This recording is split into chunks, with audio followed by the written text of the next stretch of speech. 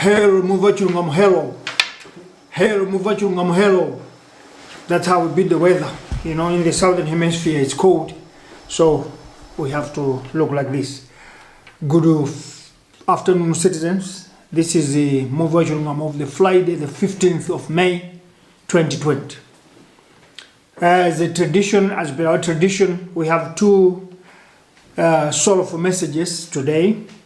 We received a message that the victim of the petrol bomb, the father of the family that was killed on the last week with a petrol bomb by our enemies, the enemies of democracy, has just succumbed to the wounds this morning, Mr. Tambala, in Area 22. Condolences to the family, and we are grieving with you. This is not the Malawi that all of us fought, that we should lose life when we are changing the system of governance in a multi-party environment. So this is bad news, and we apologize for those of you that fought so hard, that lost blood, to be losing blood again after we achieved freedom of multi-party democracy.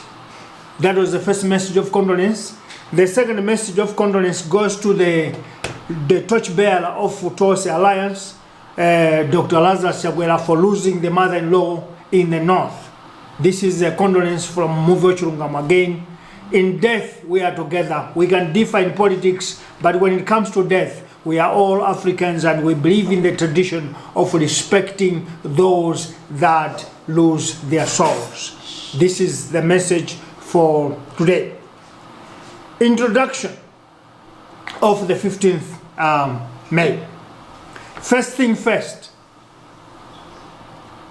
A week or a month ago, Muvi Wachilungamo has been appealing to the government of the Republic of Malawi that they must provide transport for our brothers and sisters that are stranded in South Africa and some other countries, particularly South Africa, because that is the country where the majority of Malawians are toiling or looking for greener pastures.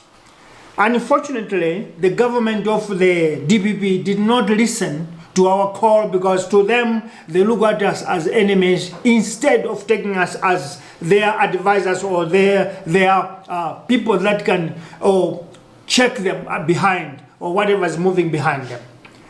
This appeal went in deaf ears. This appeal was not received because it was purported to be political goal, political initiative in trying to win goals, not knowing that Muvi Wachilungamo is not garnering for any votes. Muvi Wachilungamo is here just to drive the nation on a straight path, so that each and every citizen, regardless of political affiliation, regardless of religious affiliation, regardless of what status they have, they should all live in a country where they all enjoy the benefits of citizenship. And this message has now produced very sorrowful and tragic responses, because 16 people have lost their lives. And we are very sorry, because we are feeling bad, I should say, because a dead body cannot be packed in sacks, cannot be packed as cargo. They should always be respected as humans, regardless that they are dead on whatever reasons. So our 16 people that passed because of hunger in South Africa had been repatriated. And in this case, Malawi should be ashamed, repatriating bodies instead of repatriating living people. The appeal was there, you didn't listen. The appeal was there, nobody listened. Today, I got another sad story. The 4 buses that DPP government sent, many people had their own money, but they had a problem of passports, papers. They don't have papers in South Africa after living for such long. Instead of the government preparing their documentation to return home, they just said, here are the buses, pay for your tickets and come. When they were at the station of boarding buses yesterday, a tragedy took place. A tragedy took place. They had no passports and they were denied entry into the buses. After buying tickets, There was no statistics whereby you told them that you, as an embassy, you prepare their paperwork after they buy tickets. But you just rushed telling them that the buses are there without giving them logistical way on how they will travel back home. You know that when they are in South Africa, most of them don't have documentation.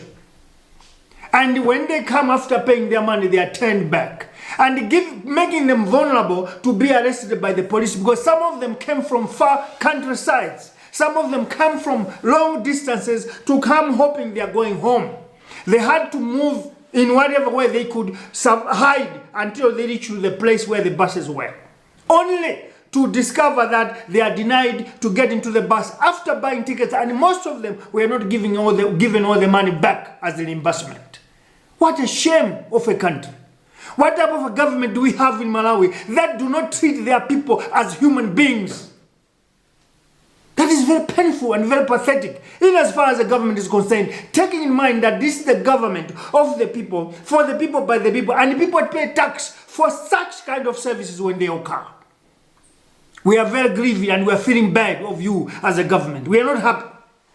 And we say again in an appeal, you should provide means and transport. Again, because they have lost their money and they might be arrested as I speak. And as I talk to you, I have a report here that over 4,000 Malawians are in prisons and police stations after the lockdown.